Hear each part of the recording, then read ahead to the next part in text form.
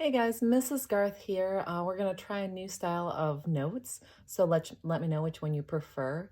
This one I'm just going to be writing in the notes, and normally I'm at my whiteboard. So let me know if you prefer one way over the other, and then I will continue on that way. So we're going to look at quadratic form equations. And this is something that you actually know what we're doing. This is just a continuation of our factoring. The standard form of a quadratic equation is y equals a x squared plus bx plus c. Now, this looks just like something we factor. So a, b, and c are all numbers. What this gives us is it gives us a parabola. So it's a U-shaped curve called a parabola. And that's what we're going to be working with for the next several weeks. The first one that you see for a type of parabola, notice that my A would be 1, my B is a positive 2, and my C is a negative 5. And notice that my 1 is positive. So what this is going to look like is this is going to look like a U-shaped curve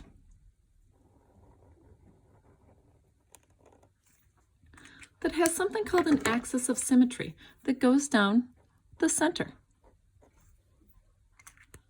Now, if this U-shaped curve is positive, like this one,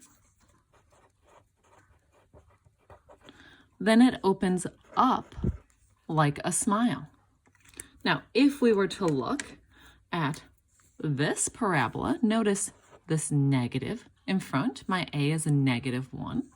It's going to look like this. Again, an axis of symmetry, which means it's an imaginary line that's equal on both sides. If my A is negative, then the parabola opens down. So you'll be working with that in your homework, either identifying if it's positive or negative. Then we're going to move on to axis of symmetry. So axis of symmetry, as I told you, is the vertical line that divides the parabola into two.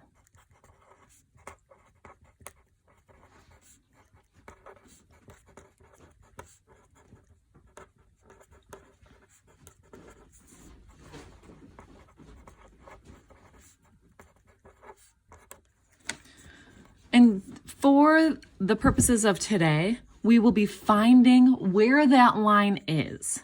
And that is x is equal to negative b over 2. Remember, b being the middle number. And then the last thing, we will not be looking at vertex today. We will be doing that next week. The last thing that we have to identify is our y-intercept. So let's look at our examples. We have three things that we have to identify. Which way it opens up. And to identify that, we are going to look in front of our x squared. If our x squared is positive, then it opens up. If our x squared is negative, it would open down.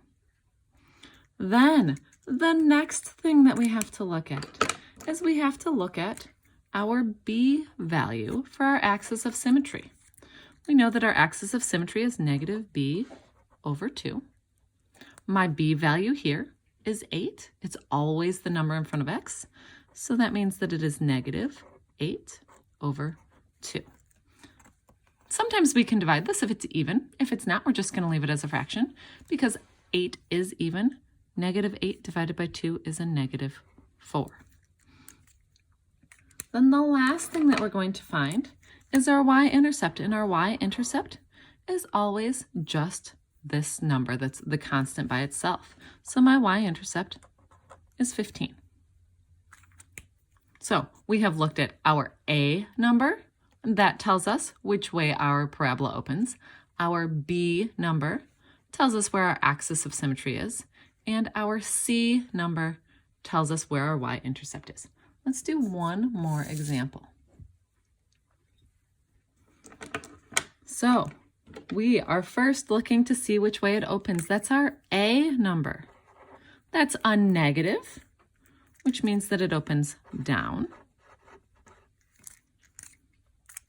Then the next thing we're going to do is we're going to use our B number, our 4. We know that the axis of symmetry is negative b over 2. Our b is the number in front of x, which is 4. So it's 4 over 2. 4 can be divided by 2 evenly, so that means it's just 2. And then our y-intercept is always our c number. So our y-intercept is negative 4. I hope you guys have a great day. You have 4 problems to work on. We will always be looking at our a value to see which way it opens. Our b value, it's going to be, to find our axis of symmetry, we're going to make that negative and then divide by 2. And then our c value is our y-intercept, always just our constant.